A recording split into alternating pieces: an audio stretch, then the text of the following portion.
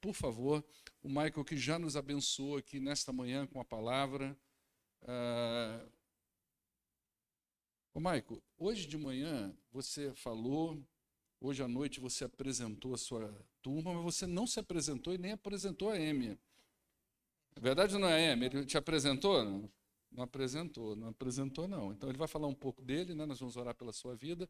O Michael está como líder aqui desse grupo do CLD e está nos abençoando aí durante esses dias. Vamos orar ao nosso Deus. Pai, muito obrigado pelo tempo que nós passamos juntos aqui, desde as primeiras horas da manhã. Eu louvo ao Senhor por tudo que temos ouvido, por toda a bênção do Senhor sobre nós. E eu peço em nome de Jesus, ó Deus, que o Senhor abra o nosso coração e a nossa mente aqui nesta noite para aprendermos a Tua palavra. E eu aproveito esse momento também para pedir, ó Deus, que haja paz em Israel, que haja paz ali naquele conflito, ó Deus. Coloca a Tua mão que une, a Tua mão que faz cessar a guerra, para a honra e glória do Teu nome. Em nome de Jesus. Amém. Eu também esqueci algo, não foi minha idade. Eu esqueci minha esposa. Isso é muito pior. Por isso não vou falar a minha idade, né? Eu e a Amy, a minha esposa, nós somos missionários com o Palavra da Vida. Isso, pode levantar. Não, isso, aí, muito bom. Nós somos missionários com Palavra da Vida faz alguns anos. Nós casamos recentemente e estamos aqui no Brasil juntos há 1 ano e meio, um pouco mais. Nós dois temos trabalhado com juventude, mais nesse meio de programas assim, que nem o CLD, ela num programa parecido lá nos Estados Unidos, e eu aqui com o CLD. Nós temos atuado nesse meio por uns 4 anos por aí, um pouco mais, e a gente tem trabalhado com a juventude, querendo discipular a juventude, porque nós dois temos histórias onde nós fomos impactados por gente que investiu em nossa vida justamente nessa época, quando a gente estava na fase de final de ensino médio, especialmente nessa idade de universidade. Nós tivemos casais que investiram na gente, chamaram para o lado, oraram por nós, abriram suas casas, abriram as suas mesas para nos receber, e foi extremamente abençoadora a presença desses casais em nossas vidas. E desde então nós vimos com esse desejo de também investir em outros, especialmente na vida dos jovens. E eu tenho muita família aqui. Quem conhece minha família, o meu avô é o Davi Cox, que ele é o fundador do seminário lá nos Estados Unidos, em Atibaia. Eu que sou dos Estados Unidos, eu sou filho da caçula do Dona Marianne, e moro lá quase a minha vida toda, mas eu estou aqui no Brasil faz uns 5, 6 anos, não, 5 anos, e a gente aqui junto agora há quase 2 anos. Então, isso é um pouquinho de nossa história. A gente pode se conhecer um pouquinho melhor depois também. E se vocês percebem alguma palavrinha ou outra que fica um pouquinho estranha, é por causa de eu ser americano. Então, eu crio palavras e os alunos não aceitam as minhas palavras que eu crio. Eu não entendo. Depois eles falam as mesmas coisas ou falam uma coisa errada e ninguém fala nada. Uma história engraçada é muitas vezes eu vou começar a falar e às vezes demora um pouquinho para a pessoa perceber que eu não sou brasileiro, mas começa a perceber e de repente percebeu e agora começa a fazer um monte de perguntas. Não estava fazendo as perguntas antes, mas agora que sabe, você é gringo? Então você entende o que eu tô falando? Não, sim, entendo. Ai. Hoje de manhã nós estudamos sobre o trabalho de Jesus, uma história que Jesus, ou que o Mateus conta sobre Jesus, sobre respostas para ele e o trabalho dele em nosso meio. E essa é a resposta que Deus quer para o seu filho, uma resposta de arrependimento. Um filho que demanda para a gente, não que ele vai fazer a vida do nosso jeito.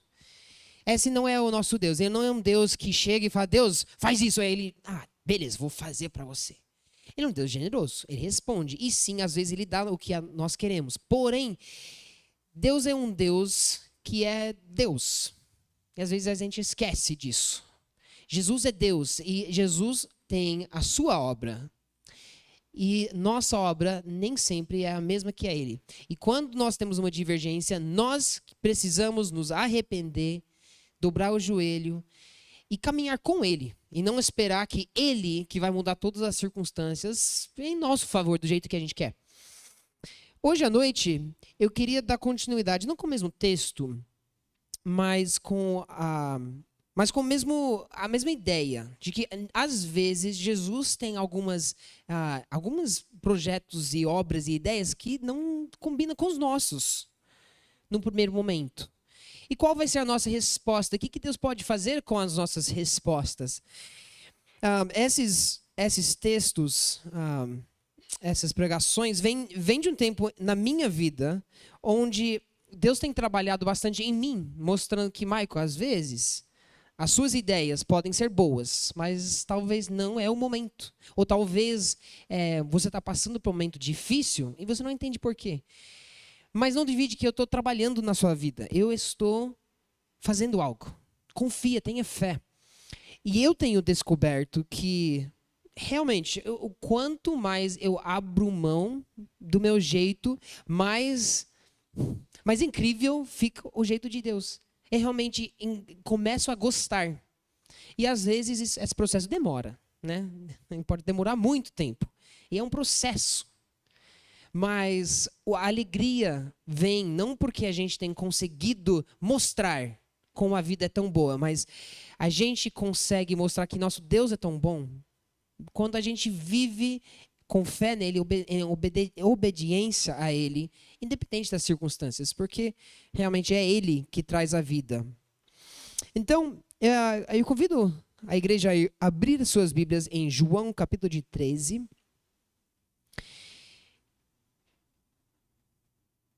E é uma cena bastante importante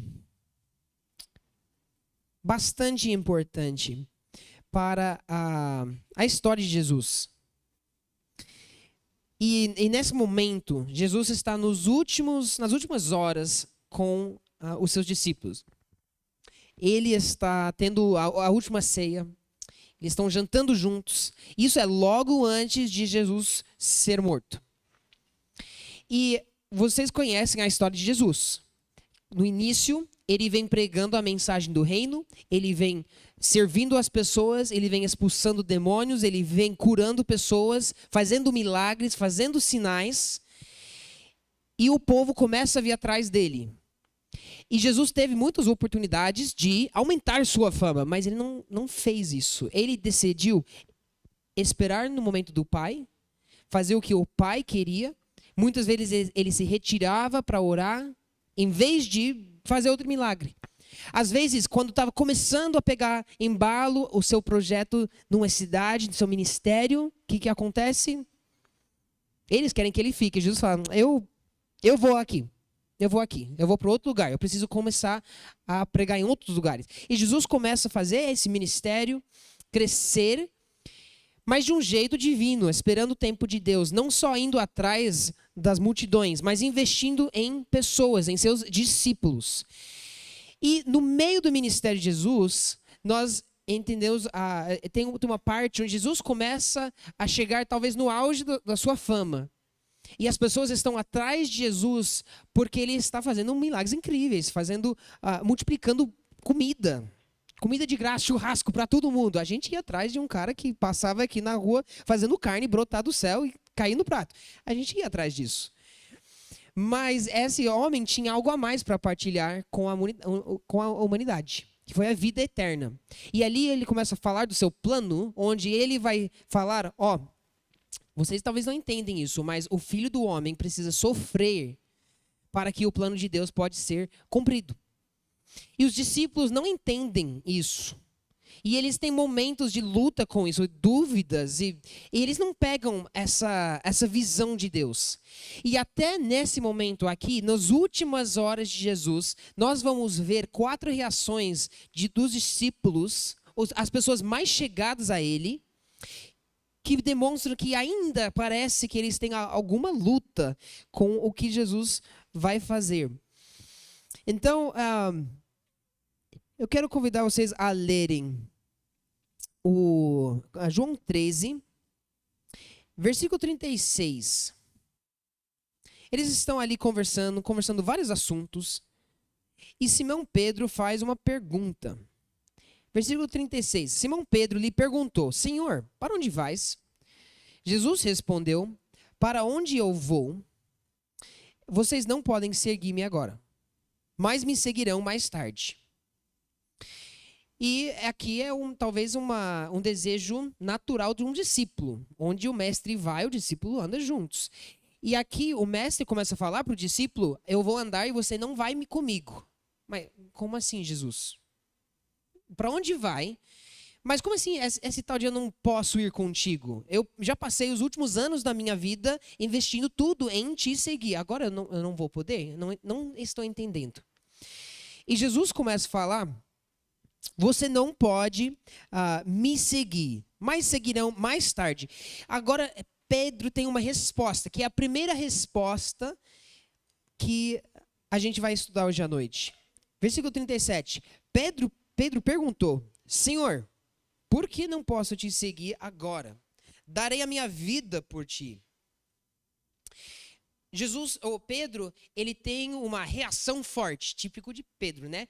Ele tem uma solução, ele tem uma resposta. Ele é aquele cara que é o líder. Então, se tem alguma coisa para fazer, eu estou dentro. Se tem alguma coisa para responder, Jesus, eu.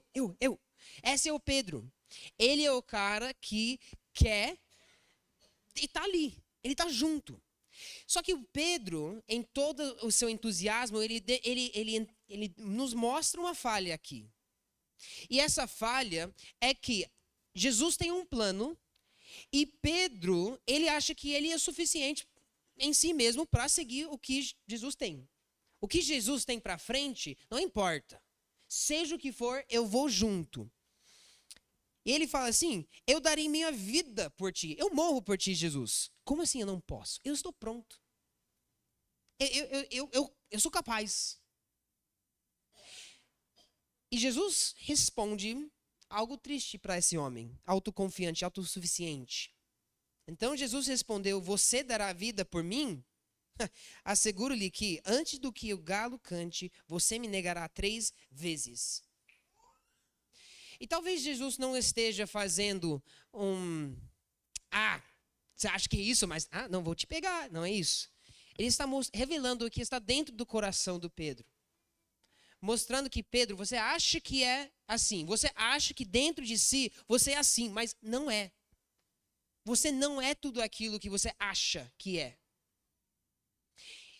Nós também temos essa mesma resposta muitas vezes, né? Jesus, seja o que for, eu faço. Jesus, eu consigo. E de repente Jesus vem com alguma coisa em nossas vidas que atravessa os nossos planos e a gente começa a reagir. Não, mas eu consigo. Deixa comigo.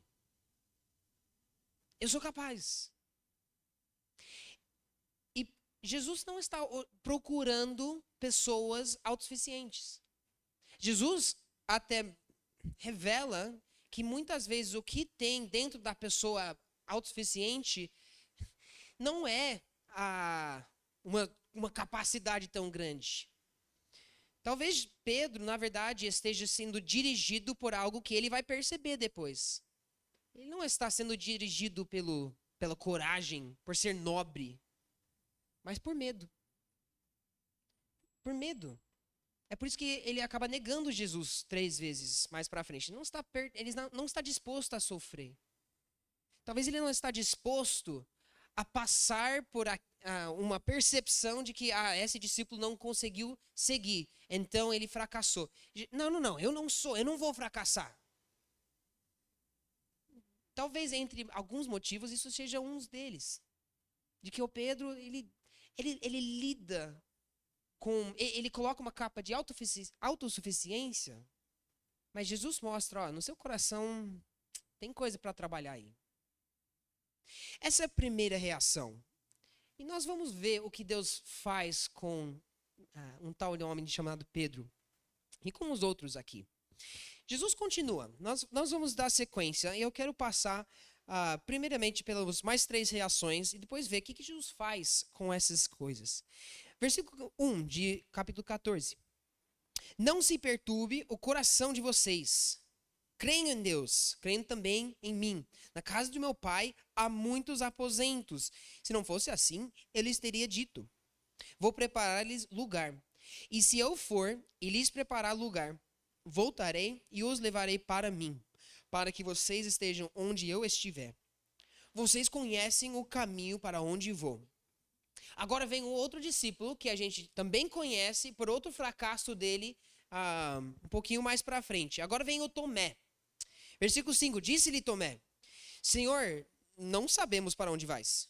Como então podemos saber o caminho? Em Tomás nós encontramos uma outra resposta, né? O Tomás a gente conhece como o duvidor, né? Aquele discípulo que não ia acreditar que Jesus morreu ou ressuscitou até que eu coloco minha mão nos furos e encosto no lado. Esse é o discípulo que precisa ver. Ele precisa saber. Ele é o discípulo que demonstra um conhecimento, uma necessidade por conhecimento suficiente. E se eu não consigo saber como que esse caminho vai percorrer, eu não piso nela. Jesus começa a traçar um caminho e fala: eu estou indo para um lugar, vocês não vão me poder seguir agora, porém vocês sabem o caminho. E isso buga a mente do Tomás, ele não, de Tomé. Como que eu lido com isso? O que eu faço? Eu não consigo entender. Jesus, talvez ele demonstre aquela mesma atitude que os fariseus demonstravam hoje de manhã. Começa a barganhar com Jesus, né? Jesus, prova-te. Me mostra para onde esse caminho vai levar, senão eu não vou.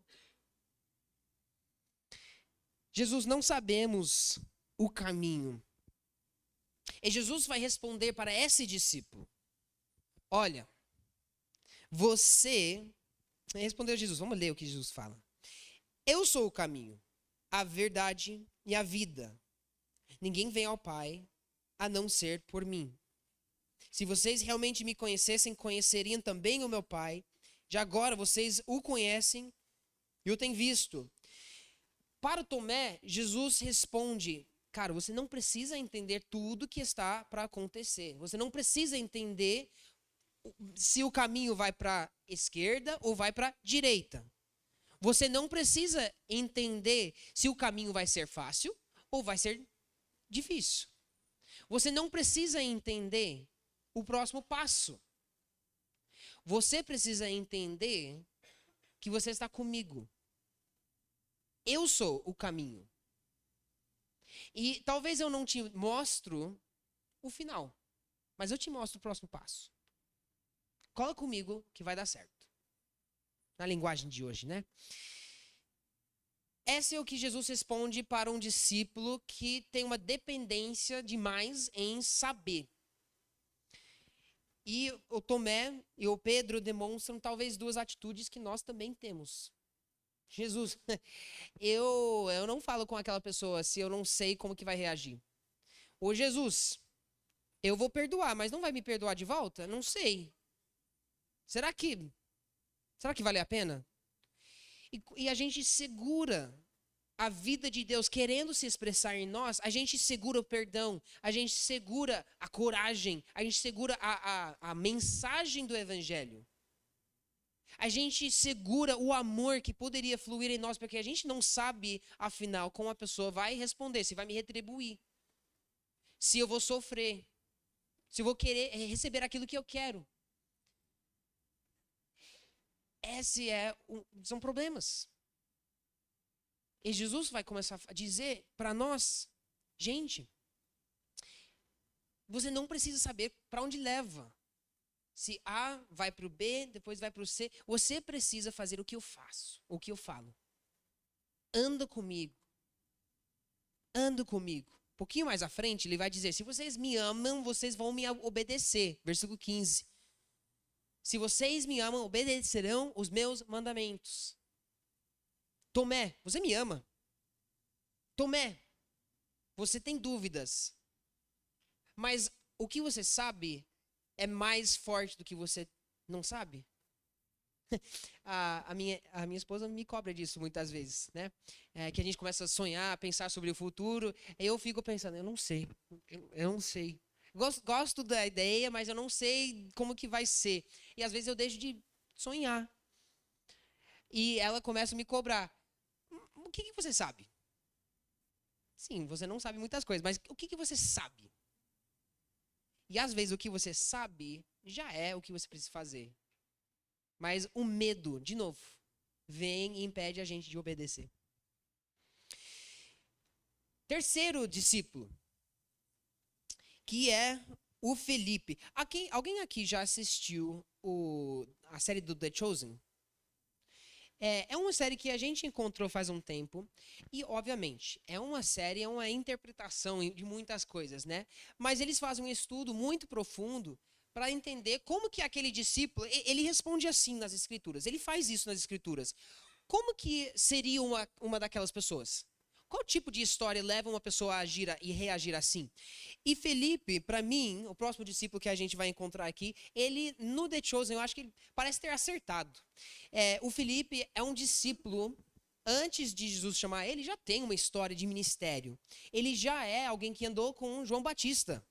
Então, ele meio que, no The Chosen, né, ele é colocado como o discípulo que talvez entre todos tem mais experiência no momento de Jesus chamar ele. Os outros são pescadores. Mateus é ele é coletor de impostos, né? E ele não sabe nada sobre religião, mas o Felipe, ele até sabe umas coisas que aprendeu com João Batista. Então, às vezes, é interessante ver o Felipe como o cara que os outros discípulos vão olhar para entender. Obviamente, né, isso é a série, né? Mas aqui a gente vê essa atitude nele. Porque Jesus fala em versículo 7. Agora ele vai falar um pouquinho de teologia, né? Se vocês realmente me conhecessem, conheceriam também o meu Pai. Já agora vocês o conhecem e o têm visto.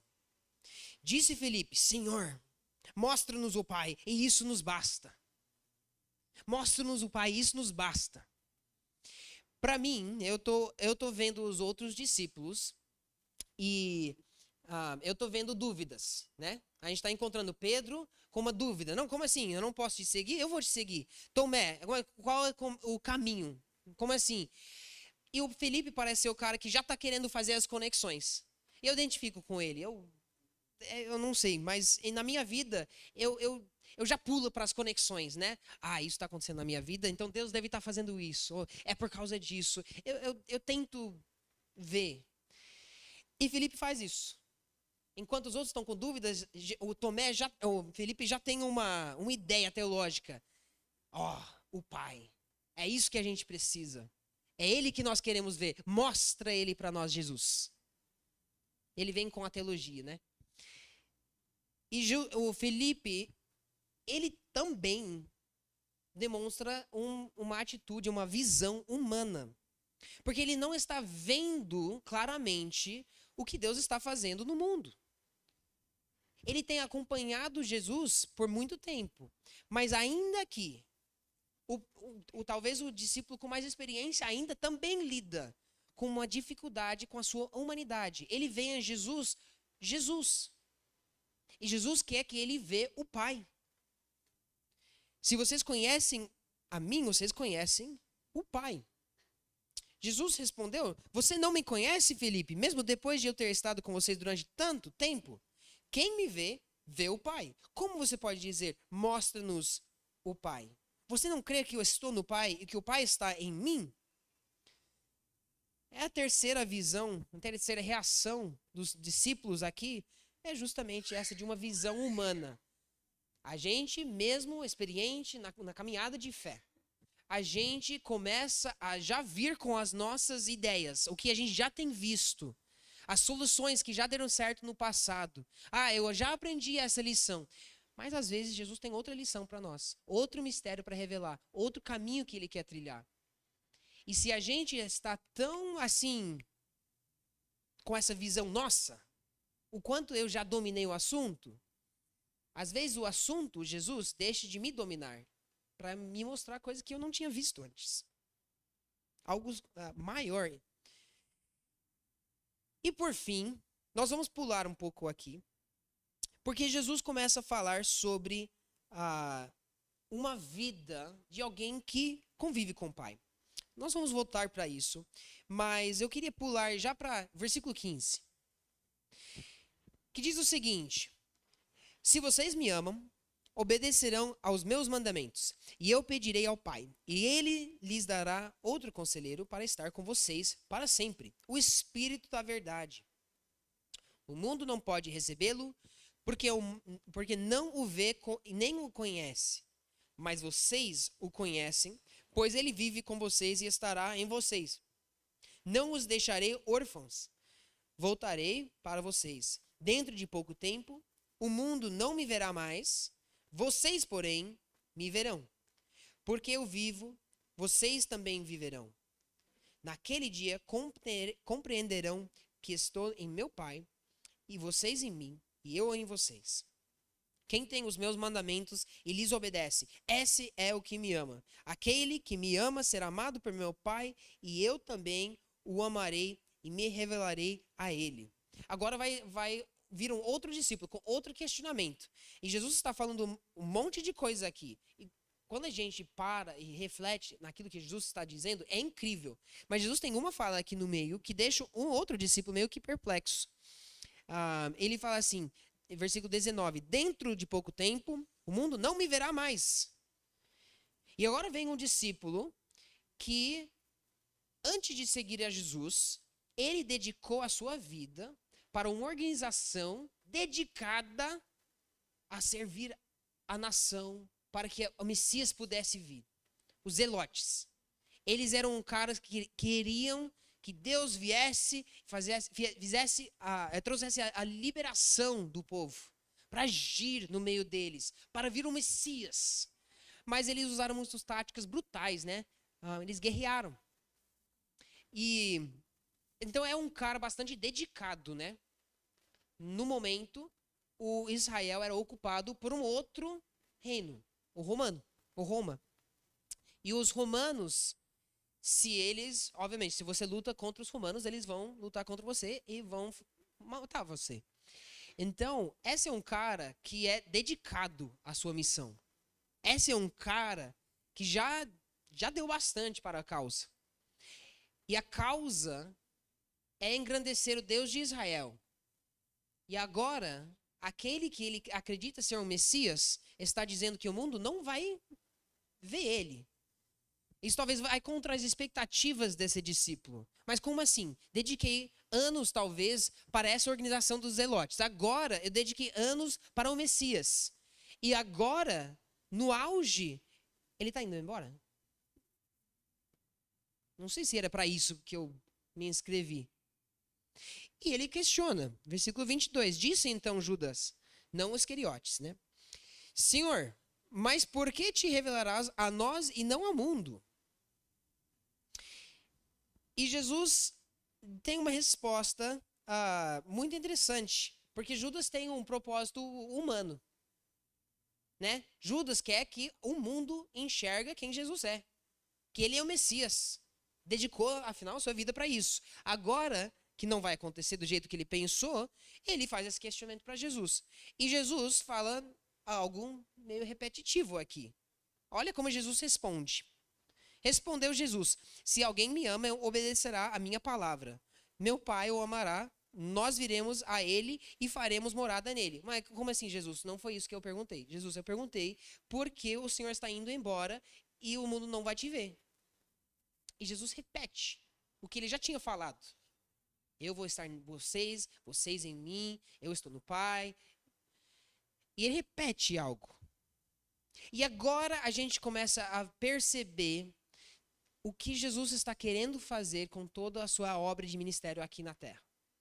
Ele começa a mudar, interagir com esses 4 discípulos de uma forma que entrega para nós um olhar de glória. O que é que Jesus realmente quer fazer? Por que será que Jesus se repete? Talvez é porque ele está respondendo a Judas. E como ele responde? Se alguém me ama, obedecerá a minha palavra. Meu Pai o amará. Então você vai ouvindo minha palavra, você vai obedecendo. O Pai vai amar essa pessoa que obedece à minha palavra. E o que vai acontecer? Nós viremos a Ele e faremos morada nele. E isso, eles não tinham recebido ainda o Espírito Santo. Então, para eles, isso é novidade. A gente está mais acostumado com essa ideia de Deus habitar em nós. Eles estão acostumados com Deus que habita só na igreja, só no templo. Se quer estar na presença de Deus, você tem que ir para algum lugar. Como assim Deus agora vai entrar em mim? E onde eu vou, Deus vai? Isso é novidade. Mas é isso que Jesus está falando para eles. Eu estou fazendo algo novo. Eu vou habitar, nós vamos habitar e fazer morada nele. Aquele que não me ama, não me obedece, e não obedece às minhas palavras. Essas palavras que vocês estão ouvindo não são minhas, são do meu Pai que me enviou. Isso não é só algo que eu Jesus, estou falando. Eu, Jesus, estou falando porque meu Pai está falando isso. E eu quero que vocês entendam isso. Entendem que nós não só queremos falar para vocês, nós queremos morar em vocês. Nós queremos que sim, o mundo venha conhecer a mim. Jesus depois vai mandar os discípulos. Só que Jesus vai mandar os discípulos que são habitados por Ele. Jesus vai ser visto pelo mundo. Mas como? Através de nós. Através dos discípulos. Então, ele responde sim a Judas. Judas quer saber por que o mundo não vai ver. E Jesus, a resposta dele é: o mundo vai ver. E vai ver em você. Porque eu vou morar em você. E em quem vem morar o Pai? Aquele que ama Jesus e obedece. Aquele que ame as palavras de Jesus. Olha como isso é incrível. Os discípulos estão querendo um Jesus que não vai embora, que não para no meio do caminho, que não traz dúvidas, um Jesus que encaixa nas expectativas. E se eles tivessem o seu jeito, talvez a gente não teria o Espírito Santo habitando em nós. Porque Jesus não teria morrido, a gente não teria o perdão dos pecados. E o caminho de Deus é muito melhor do que as expectativas que nós podemos ter sobre Deus. Sim, nós devemos esperar grandes coisas. Nós devemos querer grandes coisas, mas nós temos que esperar num Deus que faz coisas além do que nós pedimos e esperamos. Um Deus que é maior do que a gente. E por isso nós podemos ter aquela atitude que lemos lá no início do culto em Salmo 84. Aqueles primeiros ou 3 versículos que o Felipe destacou. Abençoado aqueles cujos corações estão para a jornada, estão prontos para caminhar. Eles vão passar pelo vale de sofrimento, mas eles vão receber bênção. Mas somente podemos andar em desertos, nós somente podemos passar por sofrimentos com esperança, com coragem, como discípulos, quando nossa fé está num Deus que não encaixa as nossas expectativas, porque Ele é maior do que a gente. Esse é o nosso Deus. O que aconteceu então para os homens que mostraram um certo atitudes humanas, né? Atitudes que são comuns a nós hoje. Ao Pedro, Jesus fez algo incrível. O fracasso do Pedro era a autossuficiência. E Pedro teve um encontro de cara com a sua própria insuficiência. Deus mostrou para ele o que estava no fundo. Deus deixou Pedro passar por isso. E Pedro ficou no fundo do poço. Mas depois, Jesus chegou ao lado dele e falou: cara, você queria ser líder? Você achou que você era suficiente para ser líder? Agora você sabe que você não é. Agora você entendeu a lição. Você é alguém que eu amo e por isso eu te chamo para ser meu líder. Você vai ser um cara que vai alimentar o meu rebanho. Você vai ser aquilo que você queria ser, mas não porque você tem a capacidade. Porque eu te chamei, eu te amei. Não podemos olhar para nossas capacidades, mas para o amor de Deus, que nos capacita e que nos dá o que a gente precisa. E para o Tomé, ele demonstrou o fracasso de um conhecimento insuficiente, por isso ele não teve fé. Ele não quis andar com Jesus, porque ele não sabia como ia acontecer. Jesus tem uma palavra um pouquinho antes de Tomé entrar na cena que talvez mostre pra gente o que é que Jesus quer criar em nós. Versículo 1 do capítulo 14. Não se perturbe o coração de vocês. Creiam em Deus, creiam também em mim. Então, quando vem aquelas dúvidas, mas eu não sei como é que vai acontecer, eu não sei para onde vai, eu não sei como que vai terminar essa história. A gente lembra as palavras de Jesus. Creia em mim. Tenha fé. Tenha fé. Não que você sabe e consegue enxergar, mas porque eu sou bom. Eu sou um Deus que tem um fim bom. Eu tenho lugar para você vir. Eu tenho muitos aposentos na casa do meu pai. E se não fosse assim, eu teria lhes dito. Eu sou suficiente para você. Talvez você não sabe de muita coisa. Mas o que você sabe? O que é que você sabe? A gente sabe que Deus é bom. E por isso o nosso coração, em meio de dúvida, não precisa se abalar. E o Felipe? O Felipe tem o fracasso de uma visão humana, né?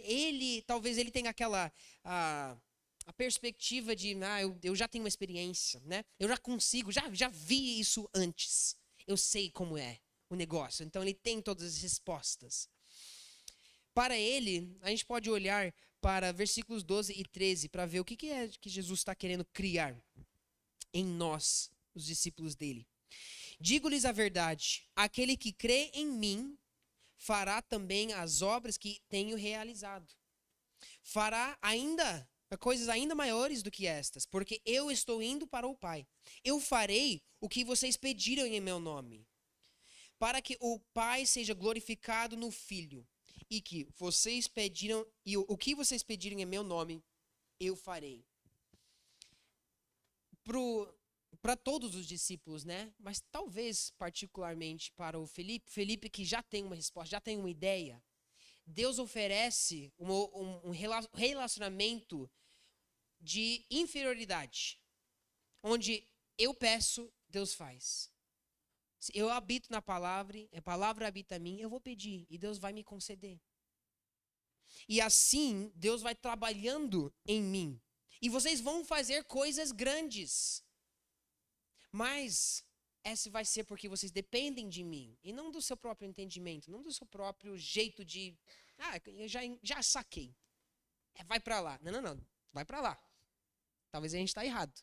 Mas Deus vai caminhar com a gente. Deus quer criar homens que tenham fé.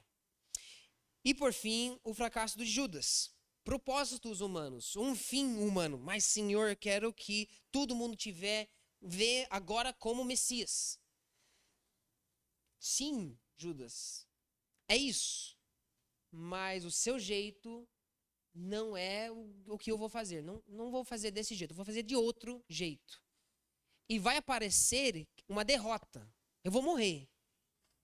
Mas, no meio de tudo isso, Deus revela os seus planos divinos inconcebíveis.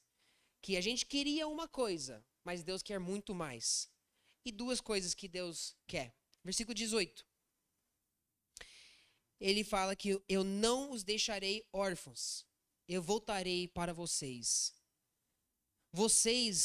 Talvez vocês tenham um desejo. E por que você quer que o mundo veja que eu sou Messias? Por que isso está queimando no seu coração?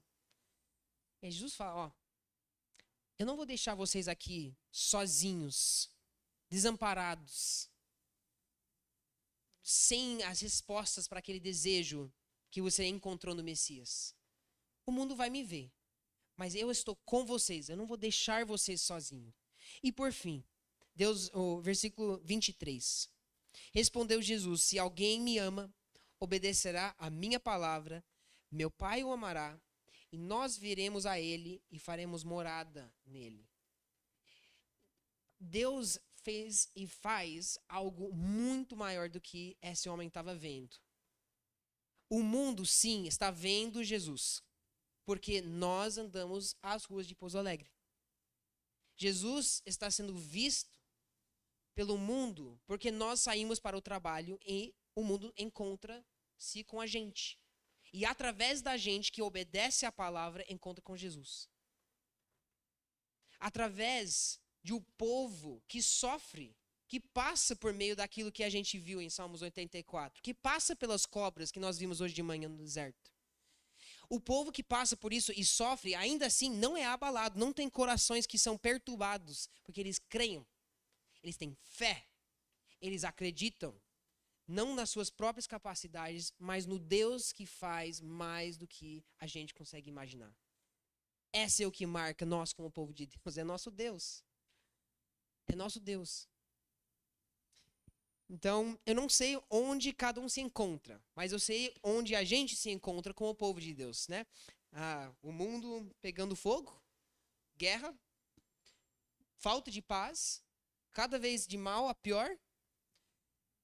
Mas a gente não precisa enxugar isso, né? A minha sogra mandou sabe aquelas imagens com a frase de impacto lá? Falou, barcos e água convivem, né? Só que o problema do barco não é a água que está fora do barco. Deixa lá. Tem muita água em um barquinho, mas o barco não afunda. O barco só afunda quando aquele água não está mais fora do barco, mas está dentro do barco. Aí que é o problema. E para nós, que a gente não seja barcos que está só bebendo do mundo, só bebendo das notícias ruins, esquecendo de nosso Deus. Porque a gente aí facilmente reverte para as atitudes dos discípulos. E Jesus quer fazer algo maior em nós. Amém? Vamos orar? Senhor, como é incrível o Evangelho. Eu sei que na minha vida, o Evangelho está explodindo a minha cabeça. Senhor, não era isso que eu primeiro entendi quando eu primeiro ouvi do Evangelho, mas como o Senhor tem me agraciado e agraciado tantos de nós com esse entendimento, Senhor, de que a sua mensagem é muito maior. E mesmo tendo acontecido 2000 anos atrás, o Senhor está vivo hoje, o mesmo Deus vive em nós e o mesmo Deus falou que nós faremos coisas ainda maiores, porque o mesmo Deus atua em nós. Então, as mesmas dúvidas, as mesmas perguntas vêm na nossa cabeça.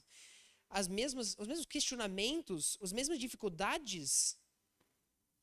Mas o mesmo Deus habita em nós. Obrigado. Obrigado, porque eu sei que por mais que nós não sabemos, nós sabemos. Nós podemos ter fé. Então, meu pedido, Senhor, é que nós como igreja, nós como teu povo aqui no Brasil, e hoje à noite reunido aqui em Pouso Alegre, que a gente seja um povo que é marcado por uma fé em Ti, que é marcado por crer, não por olhar para a água que está fora do barco, não para olhar para as turbulências da vida. Sim, Senhor, nós passamos por isso. Nós vemos, nós prestamos atenção, mas que isso não seja o que a gente está pegando para boiar no nosso barco. Senhor, que nossos olhos olhem para Ti em fé.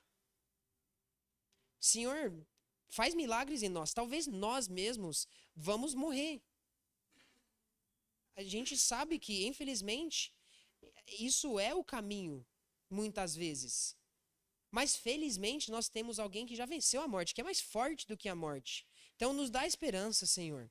Nos prepare para o momento de sofrimento.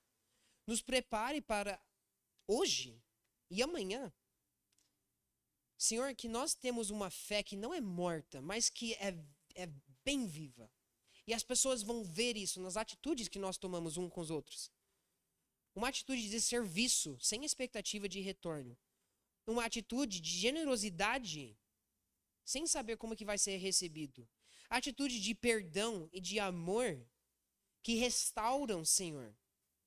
Onde o Senhor traz vida, mesmo quando nós não enxergamos um caminho, nós não enxergamos como que poderia dar certo. Senhor, por favor, vem com o seu Espírito, age em nós, age em teu povo. Seja o Deus que sempre tem sido. Deixe os nossos olhos ver isso em nossos dias. Isso que eu peço, Senhor. O Senhor já habita em nós, mas nos leva para cada vez mais obediência à sua palavra.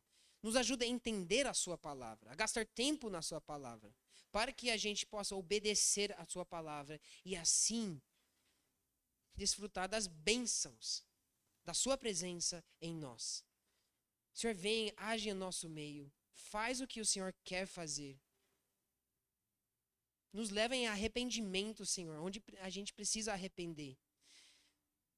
Nos perdoe, Senhor, onde a gente leva os nossos próprios caminhos à frente e não o caminho do Senhor. Nos perdoe, Senhor. Nos traz restauração, perdão, nos limpa e nos renove para a tua obra, Senhor, para a tua vida em nós. E nós queremos nos alegrar nisso. Em nome glorioso e poderoso e majestoso de Jesus Cristo. Isso é nosso pedido como igreja, Senhor. Amém e amém.